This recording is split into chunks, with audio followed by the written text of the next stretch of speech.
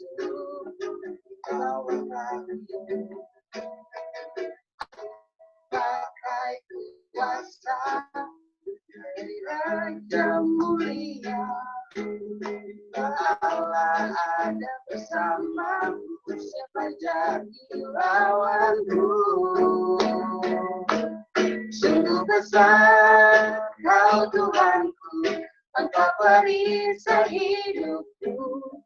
Ku berdiri dengan iman dalam Yesus Tuhan. Kau yang memberi kemenangan, ku bersorak merayakan. Terpujilah Engkau Raja, segala Raja. Sekali lagi kita menaikkan pujian. Diberi kuasa dari Raja Mulia, menaklukkan musuh di bawah kakiku. Ku pakai kuasa Raja Mulia. Bila Allah ada bersamaku, siapa jadi lawanku? Sungguh besar Kau Tuhanku, Engkau perisai hidupku. Ku berdiri dengan iman dalam Yesus Tuhan. Kau yang memberi kemenangan, ku bersorak merayakan. Terpujilah Engkau Raja, segala Raja. Sekali lagi kita menaikkan pujian. Ku diberi kuasa. Kuasa dari Raja Mulia, menaklukkan musuh.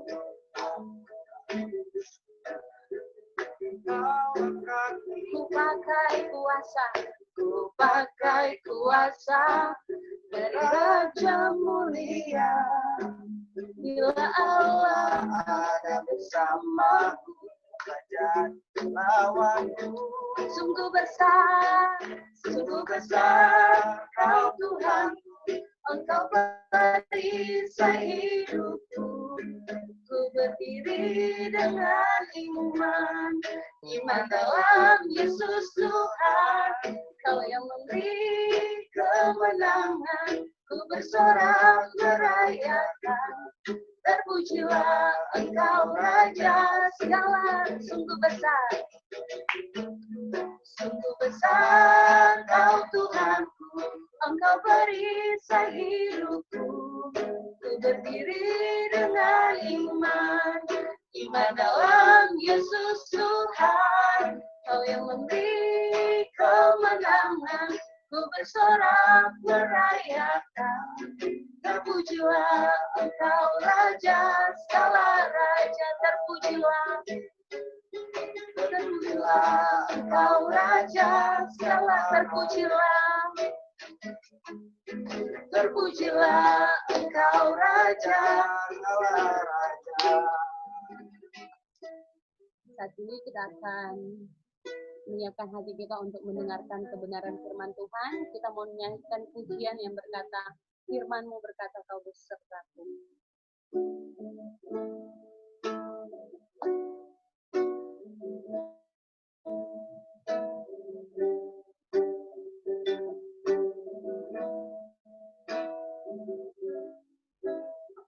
Firman-Mu berkata Kau besertaku, maka kuat roh dan jiwaku. Tangan-Mu Tuhan, tangan-Mu Tuhan selalu ku nantikan. Di setiap langkahku percaya, dengan sayap-Mu ku akan terbang tinggi.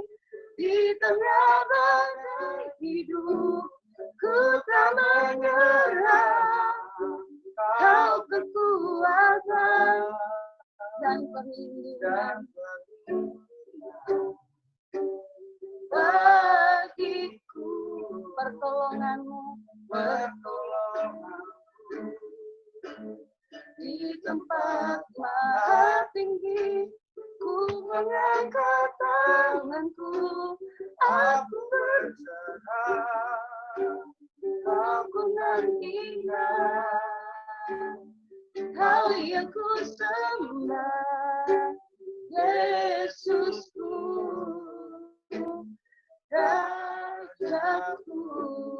firman-Mu berkata Kau besertaku. Firman-Mu berkata Kau besertaku,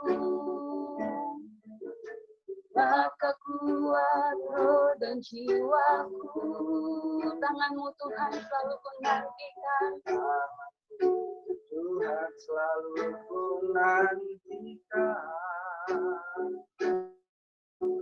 Di setiap langkahku percaya, katakan dengan sayap-Mu, ku akan terbang tinggi di tengah badai hidupku tak menyerah. Kau ku nantikan dan perlindungan bagiku, pertolongan-Mu di tempat maha tinggi. Mengangkat tanganku, aku berserah. Kau ku nantikan, Kau yang ku sembah. Sekali lagi kita mau naikkan pujian ini dari awal. Kita mau katakan, firman-Mu berkata Kau besertaku. Firman-Mu berkata Kau besertaku, maka kuat roh dan jiwaku. Tangan-Mu Tuhan selalu ku nantikan. Tuhan selalu ku nantikan. Di setiap langkahku percaya, kita mau katakan dengan sayap-Mu, ku akan terbang tinggi di tengah badai hidup, ku tak menyerah. Kau kekuatan dan perlindungan, Yesusku Rajaku. Kita mau katakan pertolongan-Mu Tuhan di tempat maha tinggi. Ku mengangkat tanganku, aku berserah. Kau ku nantikan, Kau yang ku sembah. Yesusku Rajaku. Kita merenungkan kebaikan Tuhan dalam kehidupan kita, di mana Tuhan selalu menyertai kehidupan kita. Pertolongan kita datangnya dari Tuhan. Dia yang selalu menolong dan melindungi kita. Kami bersyukur Tuhan. Kami bersyukur Tuhan. Kami bersyukur buat kasih setia-Mu Tuhan. Kita mau katakan bahwa Tuhan baik di dalam kehidupan kita. Karena Tuhan kita boleh ada sampai saat ini. Kami bersyukur Tuhan.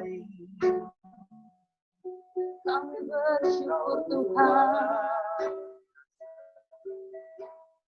Kami bersyukur. Kami bersyukur. Terima kasih Tuhan. Terima kasih. Terima kasih Yesus buat kasih-Mu di dalam hidup kami. Kami bersyukur. Haleluya. Haleluya. Terima kasih Tuhan.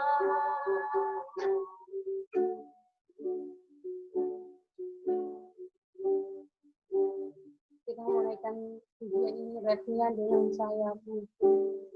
Dengan sayap-Mu, ku akan terbang tinggi Di tengah badai hidup, ku tak menyerah.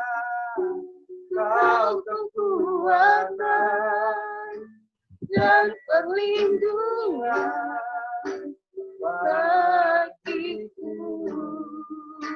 Pertolonganmu di tempat mahal.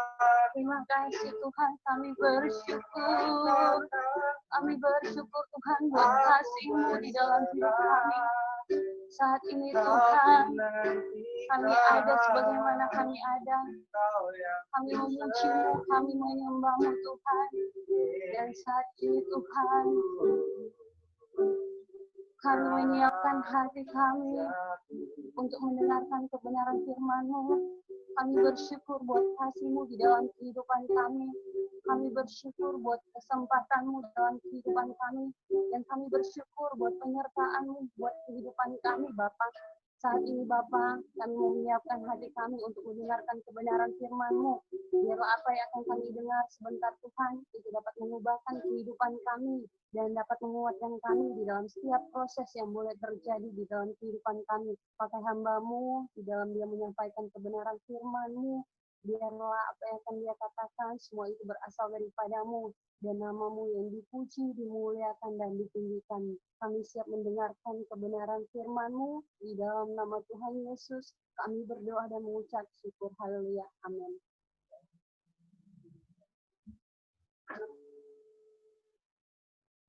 Oke. Shalom semua. Coba dibuka dulu suaranya biar dites supaya dalam posisi. Shalom Kak Josar. Halo Pak Josar. Shalom. Halo. Masih hidup ya? Masih. Hidup. Puji Tuhan Bisa masih hidup. merawan antara setelah makan pagi sama sebelum makan siang ini. Saya harap matanya belum 15 watt ya, masih on fire. Apalagi di masa corona kayak gini nih kebanyakan udahlah nggak tahu kemungkinan ya, jam tidurnya semua pada berantakan. Mau cowok, mau cewek, tidurnya pasti nggak ada yang bangun di bawah jam 7. Ada yang bangun jam 9, ada yang bangun jam 10, atau ada yang dahsyat bangun jam 1 siang, nggak ngerasain matahari, tahu udah malam lagi, tidur lagi. Ada yang malam nonton drakor, ada yang nonton YouTube dulu, nonton apa segala macam, Atta Halilintar atau apalah ya. Karena di kondisi kayak gini memang nggak ada aktivitas banyak yang kita bisa lakuin. Salah satu cara untuk menghilangkan kejenuhan ya kita mencari kegiatan hal-hal yang positif yang bisa kita kerjakan dari rumah. Ya fasilitas yang ada sekarang bersyukur kita ada YouTube, kita ada internet, jadi seenggaknya kita nggak akan bosan dengan kondisi kayak gini. Ya walaupun akan bosan-bosan juga, tapi ada hiburan lah ya untuk kita bisa nikmatin waktu, lebih banyak waktu senggang di masa-masa kayak gini. Oke, dari banyaknya hari, dari hari Senin sampai Sabtu, pasti kita nikmatin waktu quality time kita pribadi, entahlah dengan apapun itu, dengan musik, dengan YouTube, dengan kesibukan kita, dengan pekerjaan kita. Itu waktu kita. Sekarang hari Minggu ini di jam 11.22 antara setengah 12 kita adalah waktu untuk sama-sama belajar firman. Nggak lama dan biarlah waktu yang singkat ini kita sama-sama dicas lagi dalam waktu setengah jam kurang kita akan dicas lewat firman Tuhan supaya dalam 6 hari berikutnya kita akan dapat kekuatan yang baru. Karena siapapun orang yang merasa dia mampu ngelewatin hari-harinya dengan kekuatannya sendiri, itu harus sadar. Sekali lagi, kalau orang yang berjalan melewati hari-hari dengan merasa dia mampu dengan kekuatan sendiri, saat ini dia harus sadar. Karena kenapa? Karena ayat firman Tuhan yang dikasih itu nanti akan kita pelajari. Dan kenapa saya bilang kayak gini? Sesuai dengan ayat tema yang dikasih. Coba kita buka dulu Yesaya 41 ayat yang ke-10. Oke, semua buka Alkitabnya, handphone suci, handphone kudus, semua dibuka, dibaca dulu ayat ini. Semua di unmute aja, baca nggak apa-apa bertabrakan. Saya mau semua baca dan bersuara di unmute supaya ngerti. Nanti saya akan tunjuk. Oke? Yesaya 41 ayat yang ke-10. Oke. Coba semua di unmute. Saya mau dengar kalian baca, nggak apa-apa bertabrak-tabrakan, kita nggak barengan. Yang penting dari tempat kalian dengar bilang cuma ketiga, kita baca serentak. Sudah? Belum semua? Dikit lagi. Rizky lagi, saya 41 ayat 10, Rizka. Rizka, di unmute suaranya. Ketahuan kan?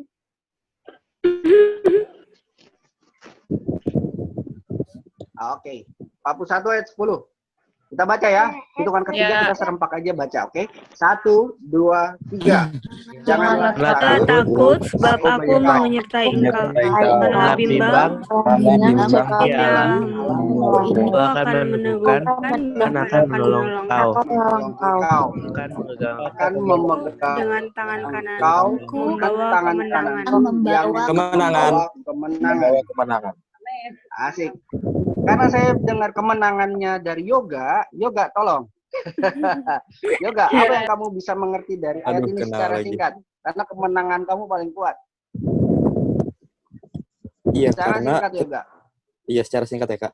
Karena ketika kita disertai Tuhan, itu setiap permasalahan kita akan mudah untuk dijalani karena dengan pertolongan Tuhan lewat kuasa Roh Kudus dan kekuatan yang Tuhan berikan di dalam kehidupan kita.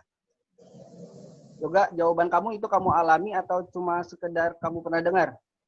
Aku alami. Nah, good. Iya. Karena setiap jawaban yang didasari dari pengalaman pribadi dengan Tuhan itu punya pesan yang kuat buat pribadi.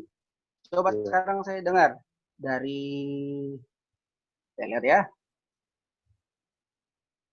Agus, Mas Agus. Yo Mas. Nah, Yo. yuk, gimana? Apa yang kamu dapat, Gus? Ya, kalau saya pribadi membaca ayat ini, saya merasa bahwa dari ayat ini mengandung janji, di mana janji untuk setiap orang yang tidak hanya yang baca tapi juga yang percaya ya. Di mana bahwa yaitu maksudnya apapun yang kita alami, pokoknya jangan pernah sedikit pun kita harus takut gitu loh.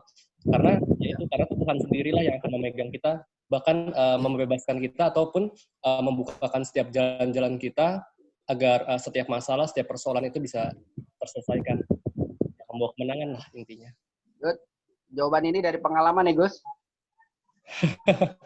Ya, iya. Coba deh.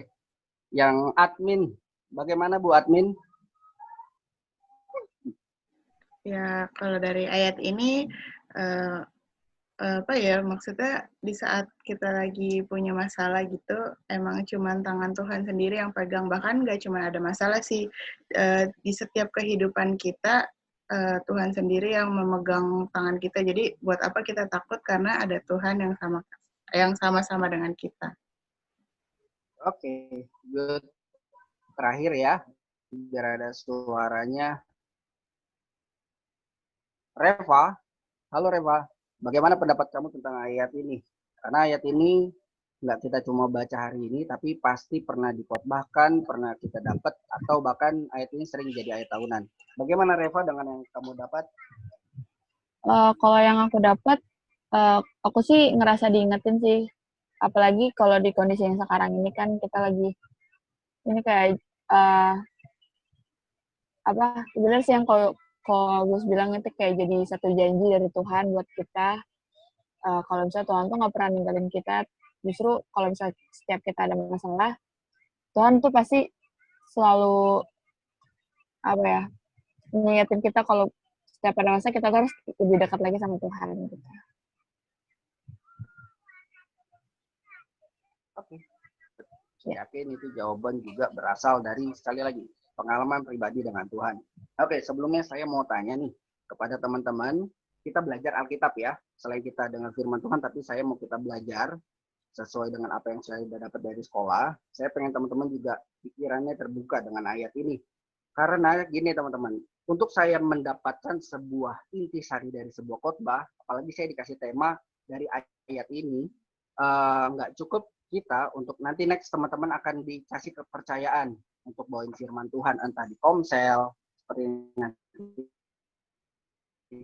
Kesia, si Jesse, Ko Agus, atau siapapun nanti teman-teman pasti akan dapat kesempatan untuk nanti sharing firman Tuhan. Ada tips penting untuk kita gimana caranya bisa khotbah tapi nggak salah, yaitu baca Alkitabnya. Hah? Baca Alkitab? Ya kan kita udah baca ayat. Ya, Alkitab nggak cuma satu ayat. Ya, Alkitab nggak cuma satu ayat. Ketika saya dapat ayat pasal 41 ayat 10 yang saya baca satu kitab Yesaya, atau saya bisa baca satu pasal, atau saya bisa baca pasal sebelum dan pasal sesudahnya. Ya, itu tips. Kenapa? Contoh, saya punya pesan A, B, C. Tetapi ketika saya punya pesan cuma dipotong sampai D-nya saja disampaikan, pasti akan jadi simpang siur, ya. Contoh, kayak kasusnya saya gunakan Pak Ahok aja. Ketika kasusnya Ahok yang kemarin sempat rame, dia bilang menistakan agama, video yang berdurasi 20 menit dicuri hanya beberapa detik, itu menjadi polemik, ya. Ini pentingnya sama seperti firman Tuhan. Firman Tuhan itu satu paket. Bahkan sebenarnya kita ketika baca Alkitab, penulisnya itu punya konsep pemikiran.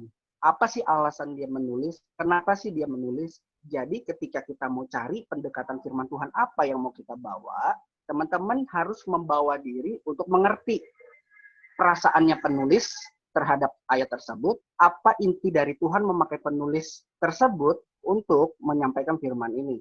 Nah, saya berusaha melakukan pendekatan dari cara baca pasal sebelum dan sesudahnya. Sehingga ketika saya melihat ini, wah ternyata ayat ini benar-benar sangat menguatkan.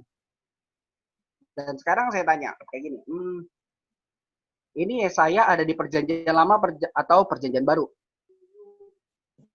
Perjanjian lama. Perjanjian lama. Yesus sudah ada belum? Belum. Belum.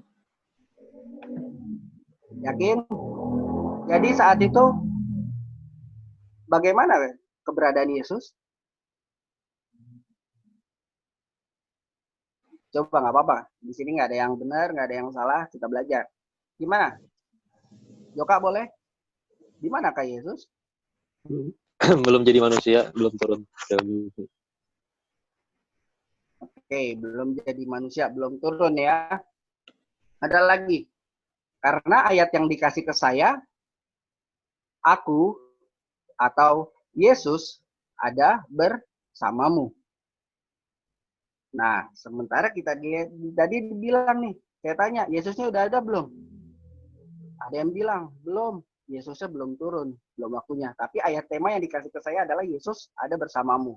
Menurut teman-teman, salah nggak tema tersebut? Bingung ya?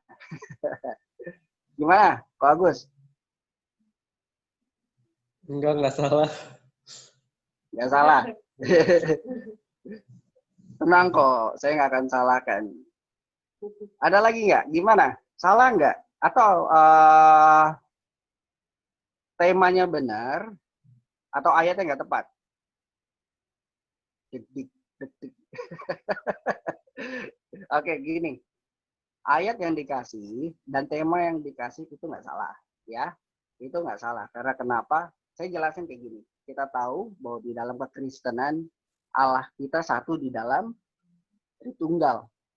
Allah Bapa, terus Allah Anak, Allah Roh Kudus. Ketiganya ini udah bekerja dari kitab Kejadian bahkan sampai kitab Wahyu, ya. Cuma pada masa periodenya ini, perjanjian lama memang Yesus belum turun ke dunia.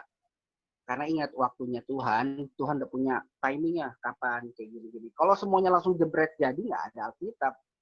Itu namanya ceritanya Tuhan, ya.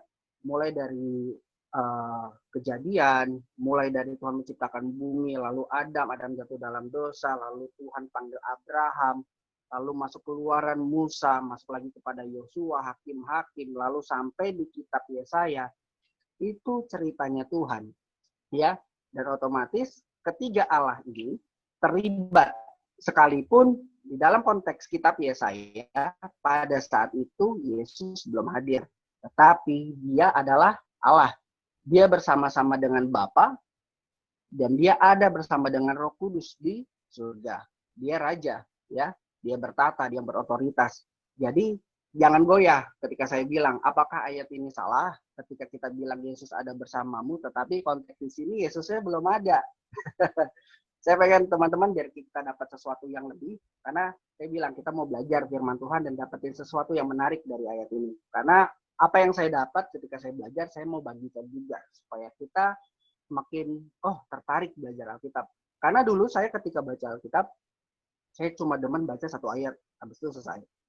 Tapi setelah belakangan ini, saya ngerasa bahwa ketika saya baca satu ayat, saya nggak dapat sesuatu yang lebih, saya mulai baca satu pasal, sampai akhirnya satu kitab. Baru saya ngerti, ini maunya seperti ini. Ternyata Tuhan pakai seseorang dalam pelayanannya, contoh Yesaya, nanti di perjanjian baru ada Paulus, ada murid-muridnya, ternyata tujuannya seperti ini. Dari setiap orang, baik nabi, rasul yang Tuhan pakai, intinya adalah ceritanya ini tentang Tuhan. Ya, ceritanya tentang Tuhan. Jadi kalau bilang Yesus ada bersamamu, ya Tuhan ada bersama dengan kita. Dalam ketritunggalannya, dia Allah yang udah ada. Dia Allah yang kekal. Dia Allah yang maha hadir, maha kuasa. Dia Allah yang sudah ada. Sebelum kita ada, sebelum bumi ada, dia sudah ada. Bahkan sampai bumi ini pun selesai, dia tetap ada. Ya, itu sebabnya ayat ini, tema ini nggak salah. Justru tema ini bagus, menyadarkan kita. Yesus ada bersamamu. Sebelum kamu ada, sebelum dunia ini dibentuk, kita bisa melihat bagaimana Allah sudah hadir. Yesus sudah ada. Kuasanya nyata. Kita nggak seperti di zaman murid-murid Tuhan Yesus. Mereka spesial menurut saya. Karena kenapa? Mereka benar-benar melihat Tuhan mereka sendiri dengan mata mereka, bahkan bisa berinteraksi, ya. Sementara saat ini kita cuma bisa nonton dari The Passion of the Christ. Oh, Yesus ternyata punya janggut, pakai jubah putih, rambutnya panjang. Tapi ternyata itu belum mirip 100%. Murid-murid yang saat itu sangat spesial, bisa pelayanan bareng, bisa belajar langsung dari Tuhannya sendiri, ya kan? Tapi apakah kita yang tidak langsung belajar dari Tuhan Yesus itu salah? Juga, teman-teman. Saya bilang Tuhan tetap sama, baik dulu, sekarang, sampai selamanya. Bahkan keberadaan Yesus, walaupun saat ini dia di surga, saat ini pun dia juga ada bersama dengan kita dari rumah kita masing-masing. Itu sebabnya kenapa Allah dibilang dia Tuhan yang maha kuasa. Dia Tuhan yang maha hadir. Dia ada di sini, di rumah saya, di rumah teman-teman. Bahkan dia juga ada di gereja, di tempat kita biasa beribadah yang saat ini kita belum bisa hadir. Ya, Oke. Itu sekilas dari apa yang kita akan pelajari. Kita kembali ke Yesaya 41 ayat yang ke-10. Saya bacain sekali lagi. Firman Tuhan berkata, janganlah takut, sebab aku, di sini akunya besar. Ya, janganlah takut, sebab aku menyertai engkau. Janganlah bimbang, sebab aku hanya besar. Ini Allahmu. Aku hanya besar lagi, akan meneguhkan, bahkan akan menolong engkau. Aku akan memegang engkau dengan tangan kananku yang membawa kemenangan. Oke, ayat ini cukup menarik ketika coba kita balik ke pasal 40. Ya, kalau teman-teman pakai Alkitab buku, nah ya, Alkitab buku ini kalau di handphone kayak nggak tertulis. Di situ ada penjelasan tentang bagian 4 kisah dari kitab Yesaya. Di pasal pertama sampai pasal yang ke-39 itu menceritakan bagaimana bangsa Israel sebelum masuk pada masa pembuangan. Dan di pasal 40 adalah masa di mana bangsa Israel masuk dalam masa pembuangan. Ya. Masa pembuangan bagi bangsa Israel adalah masa-masa yang suram, masa-masa yang sulit. Karena kenapa? Mereka ditindas oleh bangsa lain. Kita tahu Israel terpecah menjadi 2, kerajaan utara dan kerajaan selatan. Oke? Kerajaan utara itu hancur duluan. Mereka dihancurkan oleh bangsa Asyur. Dan selatan dihancurkan oleh bangsa Babel. Mereka dibuang ke Babel. Mereka sama-sama hancur dua-duanya, walaupun memang Israel utara duluan. Dan kita lihat di sini, kondisi mereka benar-benar tersesat.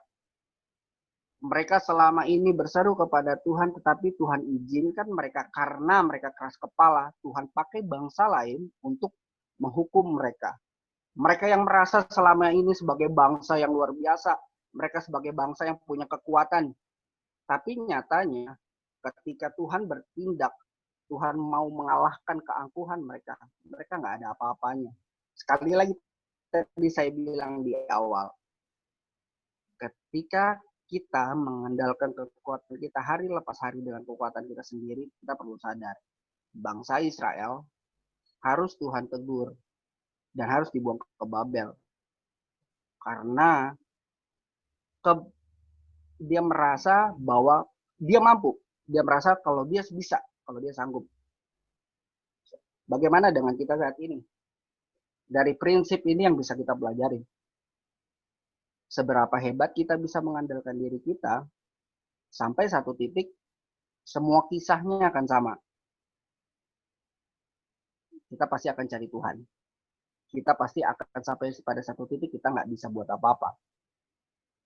Bangsa Israel, semuanya apa yang mereka terima, bahkan mereka bisa menjadi suatu kerajaan yang besar, itu semua karena tangan Tuhan. Tapi mereka merasa angkuh dan bahkan sadisnya. Mereka menduakan Tuhan dengan menyembah kepada dewa lain.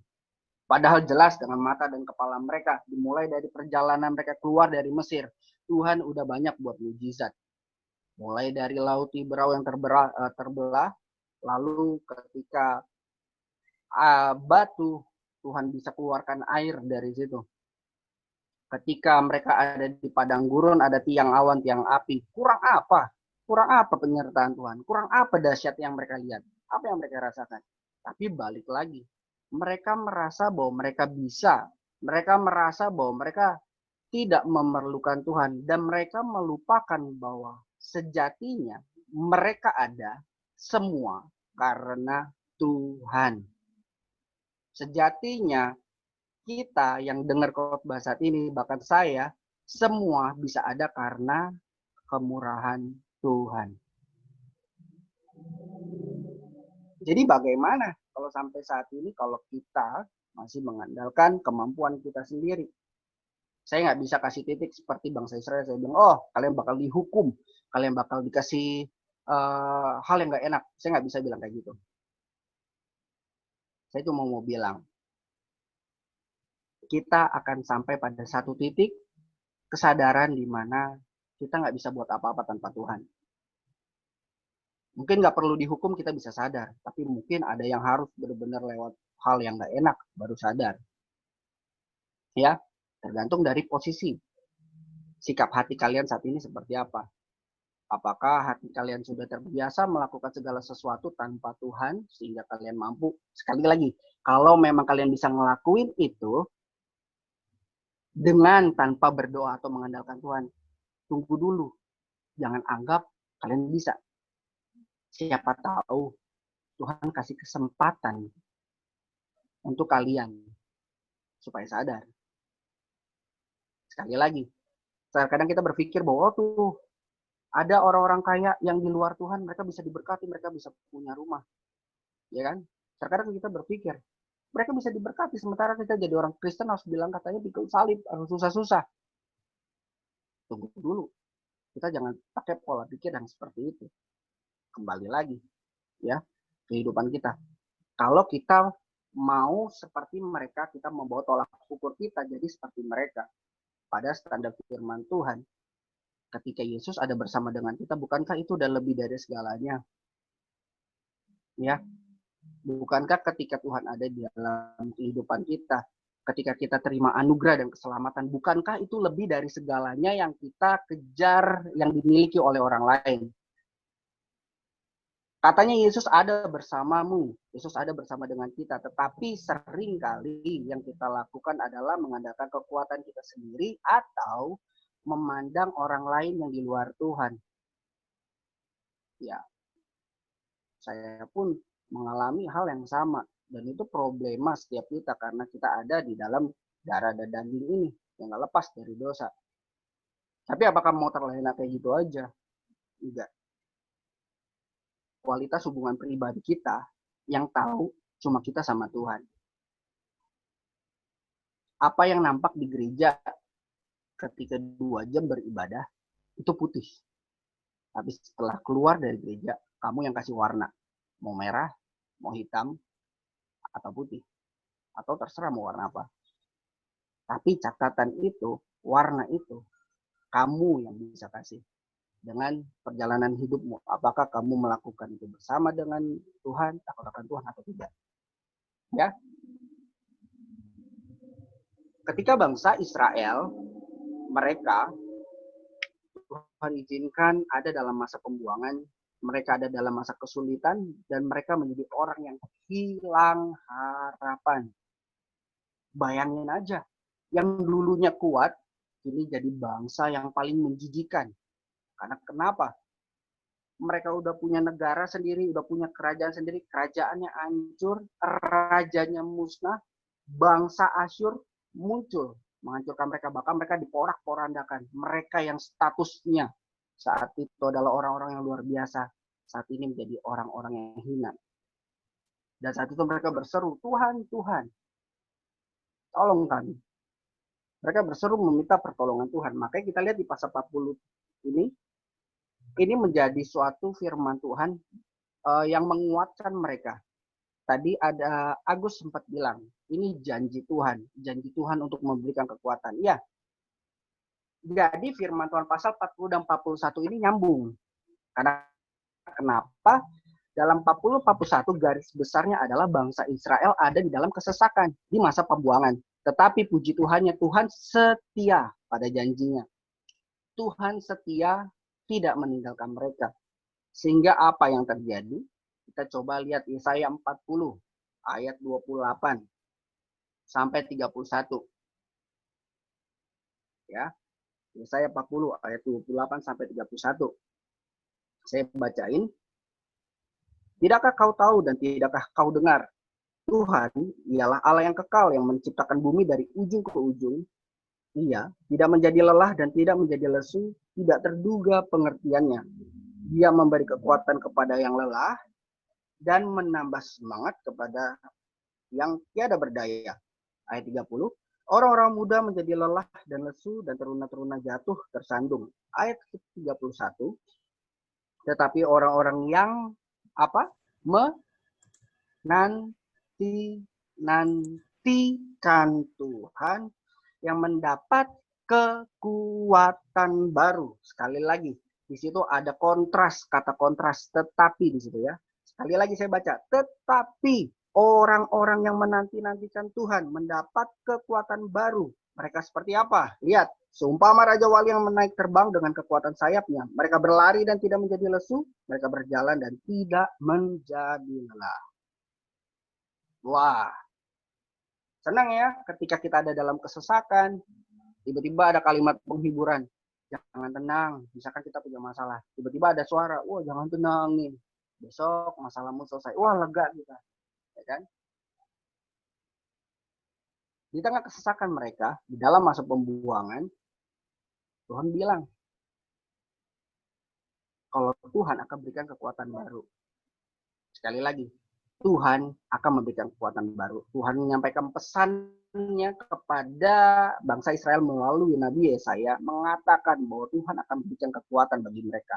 Tapi sekali lagi, nggak semua bangsa Israel yang dikasih kekuatan. Karena kenapa? Pada masa kesesakan ini, ada 2 orang di sini posisinya. Mereka yang masa kesesakan akhirnya nggak ngandalin Tuhan lagi, mereka kecewa. Dan ada orang yang dalam kesesakan, mereka tetap setia, menanti-nantikan Tuhan. Dan janji ini dikasih buat mereka yang di bagian kedua. Yang mereka dalam kesesakan, tapi tetap menanti-nantikan Tuhan. Ngerti? Sampai di sini teman-teman, saya ulang lagi. Kita senang ketika kita baca ayat, wah Tuhan akan berikan kekuatan kepada yang lelah, amin. Orang-orang yang muda menjadi lelah dan lesu, teruna muda, tapi orang yang menantikan Tuhan mendapat kekuatan baru. Amin. Tapi faktanya, nggak semudah itu terima hal ini. Di ayat 31 ditekankan lagi. Tetapi orang-orang yang menanti-nantikan Tuhan mendapat kekuatan baru. Jadi posisi bukan semua bangsa Israel. Karena Pak ada dua tipe. Mereka yang dalam kesesakan melupakan Tuhan dan mengandalkan kekuatan sendiri. Dan yang kedua, mereka tetap mengandalkan Tuhan di tengah kesesakan mereka. Mereka tetap menanti-nantikan Tuhan. Dan yang kedua ini yang dapat penghiburan dari Tuhan. Yang kedua ini yang mendapatkan janji Tuhan. Oleh sebab itu, sambung ke pasal 41 di ayat yang ke-10, itu janji. Tuhan bilang lagi, jangan takut sebab aku menyertai engkau. Jangan takut Israel yang menanti-nantikan Tuhan, karena aku menyertai engkau. Jangan bimbang sebab aku ini Allahmu. Jadi firman Tuhan itu memang diberitakan untuk semua orang Israel. Tapi sekali lagi, siapa yang merespon dengan benar? Ada kita semua yang ada di sini yang dengar, kita sama-sama dengerin firman Tuhan, kita belajar firman Tuhan.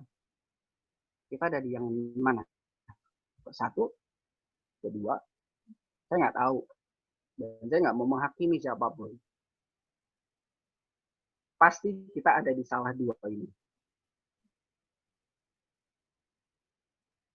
Asik ketika terima janji Tuhan. Asik ketika kita klaim, yes, saya diberkati. Saya akan dikuatkan. Tapi apakah posisi kita saat ini, orang yang menanti-nantikan Tuhan, tetap ada di dalam Dia dan mengandalkan Dia?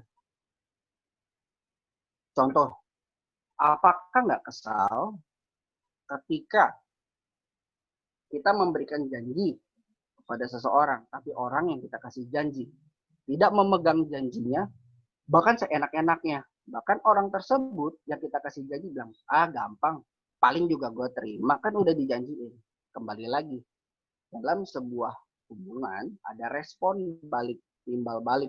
Kalau saya memberikan janji, saya akan melihat orang yang saya janjikan tersebut apakah meresponi dengan baik. Kalau saya lihat responnya positif dan direspon dengan baik, maka saya dengan semangat akan kasih janji tersebut. Saya buktikan janji tersebut.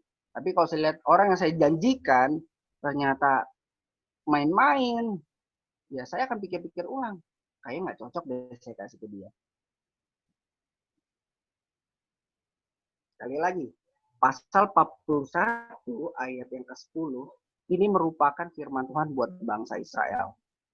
Dan akan jadi kekuatan dan digenapi buat mereka yang menanti-nantikan Tuhan. Kita semua berada di dalam Yesus. Yesus ada di dalam kita. Ya. Karena ketika Tuhan Yesus naik ke surga, diberikan Roh Kudus. Sekali lagi, Roh Kudus adalah pribadi Allah. Tritunggal tadi. Dia ada dalam kita. Yesus ada dalam kita. Dan kita ada dalam Dia. Tapi apakah kita hidup di dalam Dia? Apakah kita yang hidup di dalam Dia? Sekali lagi, teman-teman, kita belajar firman Tuhan ini bukan untuk saling menghakimi, tapi untuk kita saling menguatkan satu sama lain. Di kondisi seperti ini, di masa corona, makin banyak masalah, makin banyak hal-hal jenuh yang mungkin melanda kita. Dan semakin banyak kesempatan untuk kita mengandalkan kekuatan sendiri. Banyak. Karena siapa diri kita ditentukan ketika kita ada di tempat di mana kita seorang diri, tanpa di tempat keramaian. That is who you are. Siapa kamu? Ya ketika kamu sendiri. Jadi apa yang nampak mungkin di depan mata orang, mungkin saya kelihatan di gereja, wah pelayanan main musik. Tapi siapa yang tahu siapa saya? Kayak apa? Saya juga orang yang nggak sempurna. Saya orang yang kadang juga suka marah. Tapi apakah posisi seperti itu saya akan terus? Wah, saya anggap sebagai bukan suatu kesalahan. Ya, ada satu titik di mana saya pun sadar itu lewat batas. Dan saya perlahan berubah. Saya bilang, Tuhan tolong. Nggak gampang. Tetapi itulah kita. Ketika kita mengandalkan Tuhan, posisi kita juga benar. Jangan main klaim janji Tuhan sementara hidup kita sembrono. Jangan klaim, udah kita nggak buat apa-apa, kita nggak berdoa, kita nggak ini terus nggak ngelakuin apa-apa. Bagian firman Tuhan udahlah. Pokoknya firman Tuhan bilang Tuhan bakal berkatin saya. Pokoknya Tuhan akan pegang tangan saya. Tuhan udah pegang tangan kamu, kamunya tolak-tolak. Apakah akhirnya ada timbal balik? Ya, saya itu mau bilang. Mari hidup di dalam Tuhan lebih penting. Ketika Yesus ada di dalam kita, Yesus telah membuktikan janjinya. Tapi giliran kita lagi meresponinya, bagaimana cara hidup kita saat ini. Satu lagi terakhir, ketika kita hidup dalam Tuhan, dikatakan jangan takut sebab aku menyertai engkau, jangan bimbang sebab aku ini Allahmu. Kita perlu iman yang kuat untuk bisa melihat Allah tetap baik di tengah kondisi yang tidak baik. Saya pernah khotbahin ini dalam beberapa kesempatan khotbah yang lalu. Saya pernah katakan, kita perlu iman yang kuat untuk bisa melihat Tuhan yang baik di tengah kondisi tidak baik. Tuhan bilang kepada mereka, bangsa Israel yang menantikan Tuhan, jangan takut, aku menyertai kamu. Jangan kamu bimbang, atau dalam bahasa asli, jangan kamu goyah atau lari, sebab aku ini Allahmu. Tuhan adalah bagian kita. Tuhan adalah bagian kita, orang-orang percaya. Tapi apakah kamu menjadikan Tuhan sebagai bagian terpenting dalam hidupmu?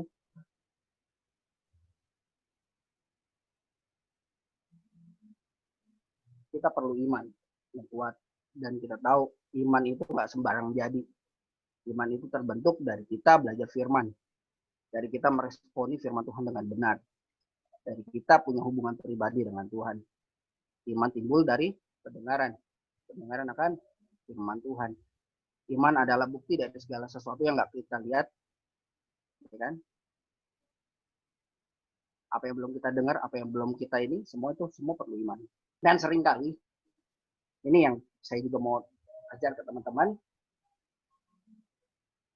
ketika kita ada dalam Tuhan, Yesus ada di dalam kita, ya, Yesus ada bersama dengan kita. Seberapa banyak kita yang seringkali ngomongnya gini, aku minta tanda sama Tuhan. Banyak orang minta tanda sama Tuhan. Mungkin pakai ayat Alkitab, di kisahnya Gideon, dalam Hakim-Hakim, di mana Gideon minta tanda sama Tuhan, kalau daunnya ada embun, berarti benar Tuhan suruh saya perang. Tapi apakah semua konsep Alkitab, semua nabi-nabi, rasul, minta tanda baru ngelakuin sesuatu? Tahu nggak bahwa Hakim Gideon pun bukan hakim yang sempurna. Sekali lagi, nggak ada yang sempurna. Ketika dia minta tanda, itu juga permission will-nya Tuhan. Terkadang kita tahu, kita percaya Tuhan ada dalam kita. Tapi kita minta tanda atau kita minta bukti. Ya oke, ada yang bilang, kan minta tanda itu bukti dari iman buat mengabsahkan bahwa apa yang saya lakukan itu benar, apa yang Tuhan mau. Tapi seringkali ketika kita minta tanda, itu seperti contoh gini, kita ngasih titik di sini. Pokoknya saya kasih titik sini Tuhan, tandanya ini. Kalau memang ini benar, Tuhan jawab terjadi, berarti iya, saya akan lakukan. Padahal ingat lagi, siapa kita mau atur Tuhan? Bukankah lebih penting kita tanya Tuhan, apa yang Tuhan mau untuk saya lakukan? Dibandingkan kamu ngasih tanda, sama aja kalau kamu kasih tanda, kamu kasih titik.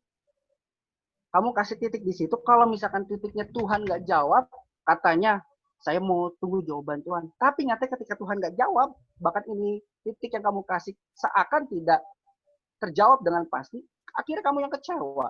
Loh, kamu yang minta tanda, kamu yang suruh Tuhan, bilangnya nanti kalau Tuhan jawab, saya akan lakukan ini itu, tapi nyatanya kita yang kecewa.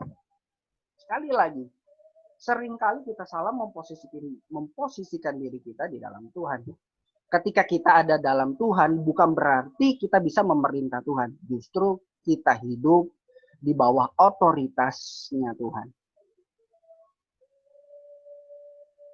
Sekali lagi, kita hidup di dalam Tuhan, Yesus ada dalam kita, bukan berarti kita bisa memerintah Tuhan.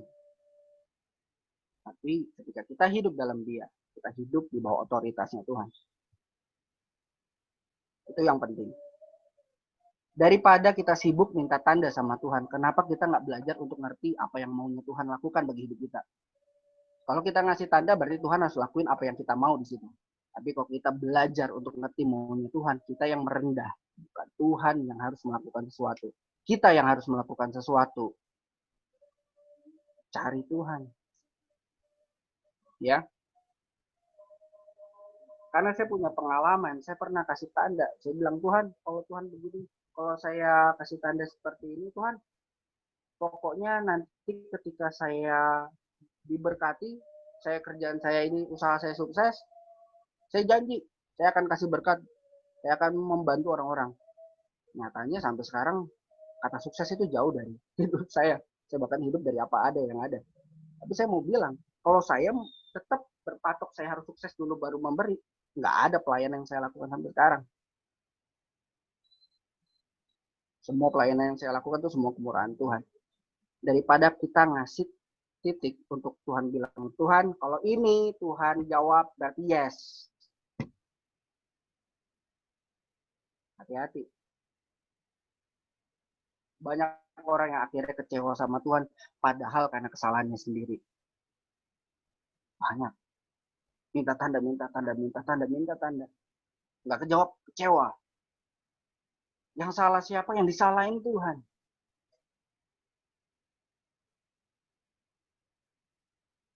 Pada kesempatan kali ini, ketika firman Tuhan bilang jangan takut, karena Dia menyertai kita, jangan bimbang, karena Dia Allah kita. Dia akan meneguhkan, bahkan menolong kita. Dia akan memegang kita dengan tangan kanannya yang membawa kemenangan. Firman Tuhan bilang ini untuk kita yang menanti-nantikan Tuhan. Atau bahasa kerennya, kita yang hidup di dalam Dia dan ada di bawah otoritasnya Tuhan. Kita sebagai remaja memang adalah masa-masa transisi menuju kepada kedewasaan. Jadi masa seperti ini, faktanya di usia remaja banyak orang yang akhirnya salah. Saya pernah mengalami hal tersebut. Di usia remaja justru saya orang arif, hancur-hancuran. Tapi saya nggak mau cerita tentang masalah, saya cuma mau bilang, di masa remaja kayak gini, apa yang kalian perbuat hari ini menentukan siapa kalian di masa depan. Kalau kalian malas kuliah, kalian malas sekolah, jangan harap kalian klaim janji Tuhan. Oh, jangan takut, Tuhan pasti berkati. Aduh, bahaya itu. Itu sama aja nantang Tuhan. Tuhan itu nggak bodoh. Tuhan itu tahu siapa kita. Kalau memang Tuhan masih memberkati kita, seringkali bukan karena perbuatan kita, tapi karena kemurahan Tuhan. Siapa tahu Dia kasih kesempatan untuk kita bertobat. Sekali lagi, kita semua ada dalam kemurahan Tuhan. Jadi sekalipun jadi orang Kristen belum tentu diberkati. Walaupun memang berkat menjadi bagian kita, tapi faktanya banyak juga hamba-hamba Tuhan yang harus mati di dalam pelayanan. Banyak orang Kristen yang dianiaya di beberapa negara, contoh China, terus di daerah Afrika. Mereka yang harus mati, bahkan dibakar hidup-hidup hanya karena imannya kepada Tuhan. Kristen nggak cuma bicara berkat. Kristen nggak cuma bicara hidup enak, tapi Kristen bicara hubungan pribadi dengan Tuhan. Karena sejarah Kristen berdiri di dalam Kisah Para Rasul, mereka hidup, mereka bisa berkembang karena mereka ada tekanan pada saat itu. Apakah tekanan tersebut membuat mereka pecah berhenti? Enggak. Justru tekanan tersebut membuat gereja Kristen yang pertama kali disebut di Antioquia semakin berkembang. Bahkan pelayanan Paulus kita lihat. Sekalipun dia diusir dari Yerusalem, dia pindah ke Antioquia. Dia bisa menginjil sampai ke Roma. Dia bisa menginjil sampai ke Asia Kecil. Dia bisa menginjil sampai ke daerah luar Yerusalem, ke daerah Yunani.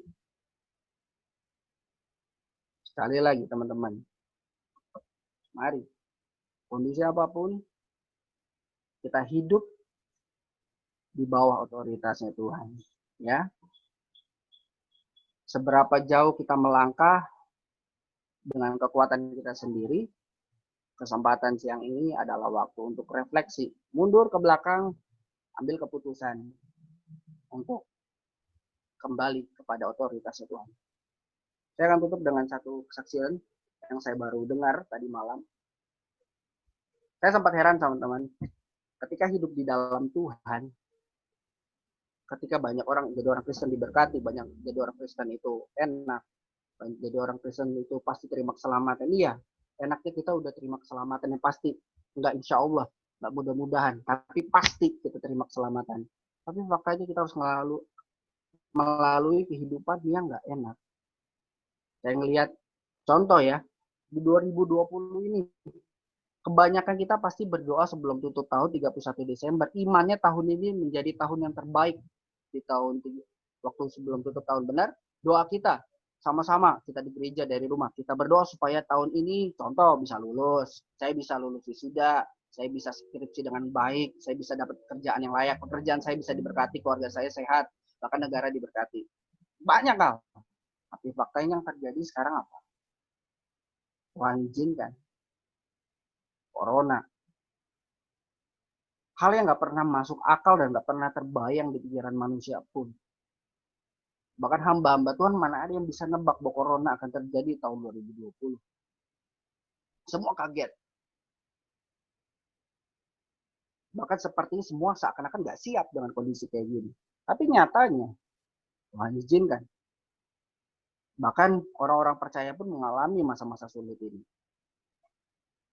Ditambah lagi, saya melihat ada beberapa berita, contoh, berita kematian, orang meninggal. Makin banyak. Saya menyoroti dari beberapa orang yang cukup ternama, contoh lah ya, Kobe Bryant, ya, yang pemain basket, saya ngeliat kok Tuhan boleh izinkan dia meninggal, mendadak jatuh dari pesawat. Padahal saat itu momennya dia lagi bertobat. Dia sama keluarganya setiap di meja makan, dia nyanyi gandengan tangan dan berdoa. Kok Tuhan izinin? Kan hidup dalam Tuhan, katanya diberkati. Contoh lagi, Glenn Fredly. Ketika saya dengar almarhum, setelah meninggal banyak sahabatnya yang bilang, bahwa dia selalu nguatin saya, dia bilang, pakai bahasa Maluku ya, orang Timur, Ale tenang, Tuhan sayang Pak Ale. Tuhan berkati Ale. Dia selalu berkati orang dengan ucapannya, dia terus melakukan yang positif. Tapi nyatanya, meninggal dengan penyakit yang tragis. Kemarin, ketika saya di gereja, lagi recording, saya terima kabar, dosen saya meninggal. Paginya baru pelayanan, rekaman. Pulang ke rumah, langsung meninggal. Nggak ada tahu penyakit apa. Saya kaget, saya bingung. Orangnya baik, dan bahkan dia juga gembala juga di sana, di gereja tersebut. Apa salahnya? Mana? Kalau kita mau klaim, mana kata Tuhan jadi orang Kristen itu diberkati, hidup enak. Dari hal itu, sebelum saya tadi masuk dalam ibadah remaja, saya sempat ngomongin hal ini. Saya bilang, ketika saya dapat ayat, jangan takut, jangan bimbang. Ayat tema yang kita pelajari. Tuhan cuma bicara satu hal. Kondisi apapun boleh terjadi. Musim apapun kita akan alami, baik musim baik ataupun musim yang sulit. Tapi apapun musimnya, biarlah kita berjalan bersama dengan Tuhan. Kita tetap hidup dalam otoritasnya Tuhan. Kalau ngeliat fakta-fakta yang seperti ini, mungkin kita bakal kecewa. Kok jadi anak Tuhan kok banyak yang begini? Firman Tuhan seakan-akan nggak sesuai. Katanya diberkati, saya udah klaim yang ini. Tapi ternyata kenapa bertentangan? Sekali lagi, hidup di dalam Tuhan. Semua itu misteri. Gimana caranya dapat kekuatan di tengah misteri ini? Tetap andalkan Tuhan.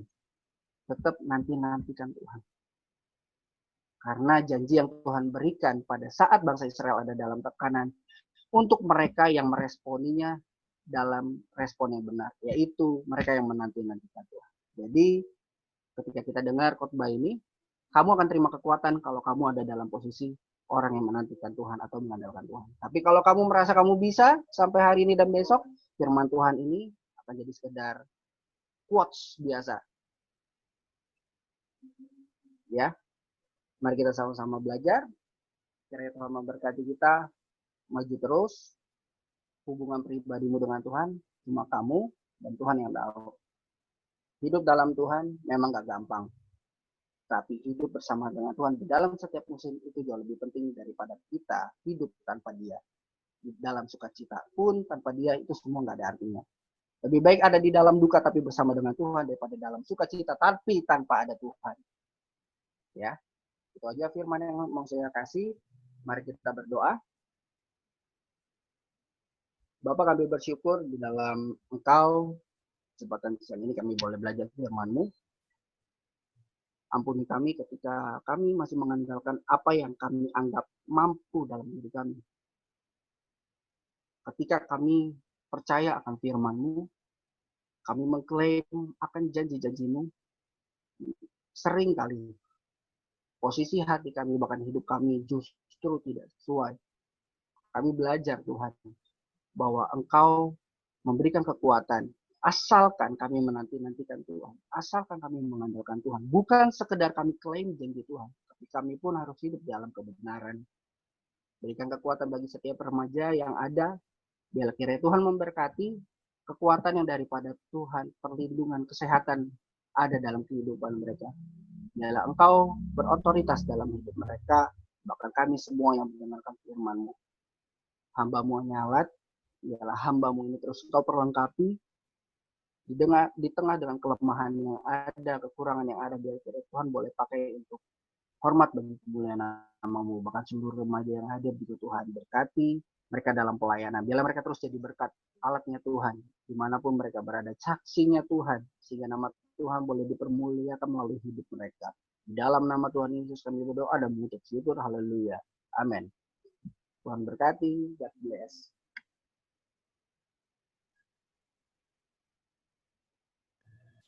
Oke, terima kasih buat Ko Josar buat berkat firman Tuhannya, biar Tuhan Yesus memberkati. Nah, jadi sebelum kita lanjut lagi, saya mau bacain pengumuman dulu. Jadi buat minggu depan, ibadah remaja itu kembali menggunakan Zoom ya. Jadi buat teman-teman semua untuk siapin Zoom-nya, yang belum diupdate dulu. Nah, terus, ibadah umum akan dimulai Minggu 5 Juli 2020. Jadi tanggal 5 Juli 2020 kita ibadah umum lagi di gereja sesuai dengan protokol yang ditentukan gereja. Kalau teman-teman yang mau lihat selengkapnya bisa lihat di Eulogia yang CJC udah kasih. Nah, terus selama bulan Juli nanti ibadah remaja itu akan digabung dengan ibadah pemuda di setiap hari Sabtu secara online. Jadi kita nanti bulan Juli itu udah bakal ibadahnya itu hari Sabtu. Ibadah remaja dan pemudanya itu digabung hari Sabtu secara online lewat Zoom juga. Oke, jadi itu aja pengumumannya. Jadi udah itu aja pengumumannya. Jadi kita sebelum lanjut lagi kita mau foto dulu deh, foto sama-sama dulu. Boleh dibuka kameranya.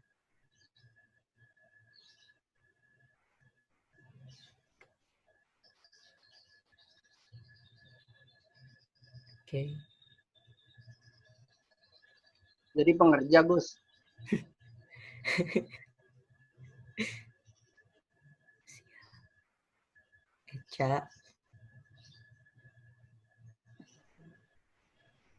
Eca, foto, Ca. Yoka.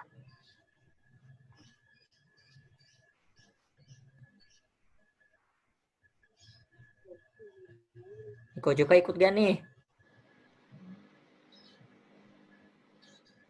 Ya deh, kita foto aja deh. Itu dia udah berpose itu di padang rumput. Gitu deh. Foto ya. 1, 2.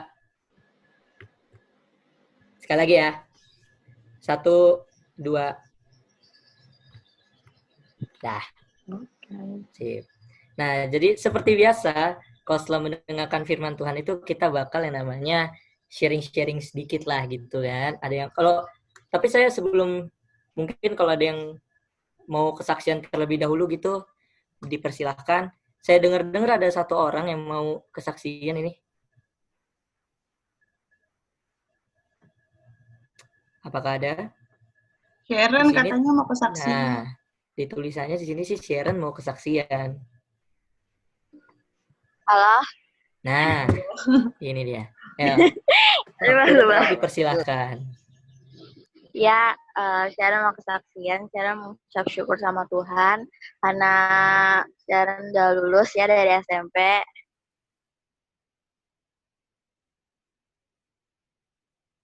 Menolong Sharon dari awal sampai ujian-ujian yang Sharon lakukan. Ya Tuhan yang tolong sampai akhirnya juga. Sharon mengucap syukur banget sama Tuhan. Sharon nggak nyangka kalau Sharon lulus dengan nilai yang memuaskan banget. Itu bukan karena kekuatan Sharon sendiri, tapi itu semua karena berkat doa dan Sharon terus belajar sehingga Sharon mendapatkan hasil yang memuaskan. Itu aja. Kasih. Siap, wih. Ini yang katanya lulusan via online itu ya? Nggak apa-apa, mau via online pun, mau via offline pun tetap aja sama-sama lulus. Oke, jadi mungkin ada teman-teman lagi yang mau kesaksian dulu. Joy Janet juga lulus. Oh iya. Joy Janet kelas berapa sih? Sama kayak Sharon. Oh, sama kayak Sharon. Nggak mau kesaksian. Ya sih, bersyukur aja sama Tuhan. Kita udah lulus dengan nilai yang memuaskan. Itu semua karena penyertaan Tuhan yang udah nyertain kita dari kelas 7, 8, dan 9. Oke. Siap nih. Mantap. Anak-anak lulus nih. Paling oke lah pokoknya ya. Nah, sekarang coret-coret bajunya di paint ya. Ya udah. Terus kita saya juga mau bukan nanya-nanya sih, minta teman-teman juga buat bersaksi gitu dong. Selama mungkin sama corona ini atau mungkin mau kesaksian tadi apa yang didapat selama firman Tuhan. Boleh kalau ada yang mau atau saya tunjuk. Ditunjuk enak nih.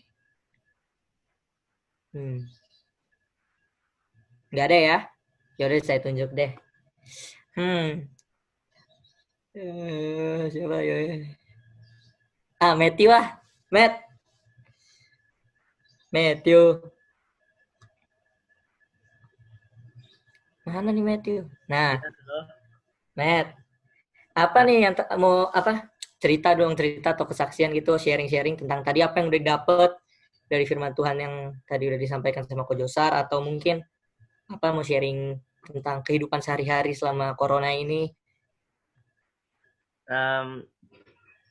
Sharing selama hari-hari ini aja deh ya. Nah, boleh. Ya, selama corona ini sih Tuhan selalu menyertai dan memberkati Matthew ya. Jadi ya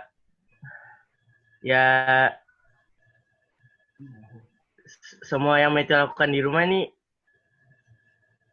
ya diberkati sama Tuhan lah pokoknya. Ya. Udah itu aja. Ya udah. Ya ada. Coba siapa lagi ya? Gideon. Udah lama nggak dengar suara Yon. Oi. Nah, sharing coba Yon. Apa yang mungkin apa yang selama ini lu lakukan di selama corona ini, atau mungkin boleh sharing juga tadi apa yang didapat sama firman Tuhan. Tadi yang ayat pertama ya Yesaya 40. Oke. Yesaya 40 kan ya? 40 ya. Ya, yang itu. 41 bener kan? 41 itu salah denger gue lupa nih. Ini waktu bokap gue meninggal, ya kan? Kan di situ tertulis, lalu gue buka lagi. Janganlah takut sebab aku menyertai engkau. Janganlah bimbang sebab aku ini Allahmu. Kau meneguhkan bahkan akan menolong engkau, akan memegang engkau dengan tanganku membawa kemenangan. Waktu itu setelah bokap gue meninggal kan gue agak drop kan seminggu. Ya kan, setelah di usia yang sangat muda ditinggal kedua orang tua gue, itu bagi gue tuh berat berarti. Nggak ada yang bisa ngasih ini, nggak bisa buat curhat, ya kan. Setelah gue baca tadi, itu gue jadi kuat lah ibaratnya buat menjalani apa yang telah gue lalui selama 3 bulan ini kan. Orang tua gue udah meninggal, nyokap itu di tahun 2011, orang bokap gue tahun 3 bulan kemarin, ya kan. Waktu itu gue sharing sama Gisli, ya kan, gimana nih Ci, masih baru usia muda udah kehilangan dua orang tua gitu, nggak bisa apa sih curhat gitu kalau ada apa-apa ini. Abang sama cici gue semua kan udah nikah semua, udah beda rumah kan, jadi rumah gue sendiri nih, nggak ada siapa-siapa lagi. Waktu itu Cici Philip bilang, walaupun orang tua lu udah nggak ada dua-duanya, seenggaknya masih punya satu yang nemenin lu seumur hidup, yaitu Tuhan Yesus Kristus. Di situ gue langsung nangis gitu, kayak nangisnya bukan nangis gitu ya kan, kayak nangis dalam hati, sedih gitu. Bener juga, walaupun gue udah kedua orang tua gue masih punya Tuhan Yesus selalu yang menyertai gue seumur hidup. Itu aja Kak. Iya sih, sebenarnya mungkin tadi juga sempat dengar dari pas tadi dengar firman Tuhan pun juga sadar bahwa sebenarnya semua itu kejadian pun atas izinnya Tuhan gitu. Cuman yang kita harus ingat adalah ketika kita tetap mengandalkan Tuhan, ya kita nggak perlu takut, kita nggak akan ditinggal. Seperti tadi tulisannya kan, jangan takut sebab aku menyertai engkau. Jadi kan kita nggak perlu yang namanya sampai yang mungkin emang itu berat buat kita, tapi kita masih punya Tuhan yang akan selalu nyertain kita sampai kapanpun gitu. Sampai kalau kita butuh Tuhan tuh pasti ada buat kita. Jadi itu ya. Tetap kuat, Gideon. Betul. Nah terus oke. Mungkin untuk yang terakhir siapa ya? Nah, Ci Keisha deh untuk terakhir dan sekalian menutup, Ci. Apa, Ci? Boleh sharing, Ci? Apa nih, sharing soal yang tadi aja kali ya? Ya, boleh. Oke. Mungkin sih kalau dari aku sama gitu kayaknya. Mungkin kita kan saat ini lagi nggak bisa ketemu gitu, dan kayaknya kita mungkin udah lama nggak yang namanya menguatkan satu sama lain gitu. Tapi melalui firman Tuhan yang siang hari ini tuh aku benar-benar disadarin gitu. Maksudnya di akhir segala musim-musim corona yang mungkin kita hadapi atau musim-musim kita yang nggak enak, itu ada 2 tipe orang gitu. Seperti yang tadi Josar bilang, di mana satu kelompok orang itu yang dia itu malah menjadi kecewa gitu, karena kayak kerasa, oh kok Tuhan ninggalin gue gitu. Tapi ada satu kelompok orang lagi yang kelompok yang menanti-nantikan Tuhan gitu, yang terus berharap sama Tuhan, dan itu yang mendapatkan janji Tuhan gitu. Jadi mungkin ini satu reminder juga buat aku pribadi, mungkin buat kita semua juga, dimana supaya kita itu terus tetap berharap sama Tuhan, terus mengandalkan Tuhan di setiap musim apapun gitu. Walaupun mungkin musimnya lagi nggak enak, mungkin kita nggak ngerasa tujuannya kita itu kok kayaknya kita jauh gitu dari yang namanya kemenangan gitu. Tapi ya ini kembali gitu untuk kita ya disadarin lagi lah gitu untuk yang namanya terus berharap sama Tuhan. Mungkin dari aku itu saja. Oke deh. Nah, mungkin ya tetap mengandalkan Tuhan lah dimanapun kita berada, apapun kondisinya, Tuhan itu akan tetap selalu ada buat kita. Nah, jadi itu aja mungkin dari saya. Mungkin ada tambahan CJC atau kita sudahi? Ya, puji Tuhan, itu aja sih. Bersyukur sama Tuhan gitu kalau misalkan boleh dengar firman Tuhan hari ini, boleh dengar kesaksian kayak Gideon, tetap semangat. Tuhan Yesus sayang Gideon, dan Tuhan Yesus selalu ada untuk Gideon, dan untuk setiap kita juga jangan pernah takut dan terus andalkan Tuhan. Untuk Josar, terima kasih untuk pelayanannya pada siang hari ini. Untuk Mega juga, terima kasih. Tuhan Yesus yang memberkati. Sampai minggu depan, kita masih tetap via Zoom. Terus nanti mulai bulan Juli kita gabung sama pemuda. Dadah, Tuhan berkati. Bye-bye, God bless you. Ya, Tuhan berkati.